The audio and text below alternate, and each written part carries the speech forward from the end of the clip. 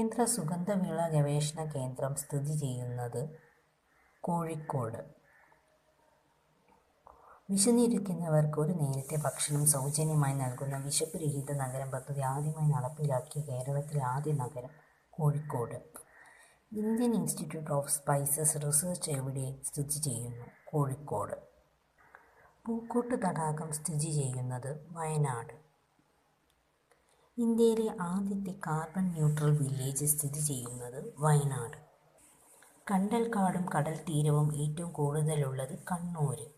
ധർമ്മടം നിയമസഭാ മണ്ഡലം കണ്ണൂർ. കേന്ദ്ര സർക്കാരിൻ്റെ നിർമ്മൽ ഗ്രാമ പുരസ്കാരം നേടിയ ആദ്യ പഞ്ചായത്ത് പിലിക്കോട്, കാസർഗോഡ് ജില്ലയാണ്. ഊർജ്ജയാനം പദ്ധതിയുടെ ഭാഗമായി പ്രഖ്യാപിക്കപ്പെട്ട ഇന്ത്യയിലെ ആദ്യത്തെ filament bulb free panchayat Peelikode. Yakshaganam എന്ന കലാരൂപത്തിന് പ്രചാരം സിദ്ധിച്ച ജില്ല കാസർഗോഡ്.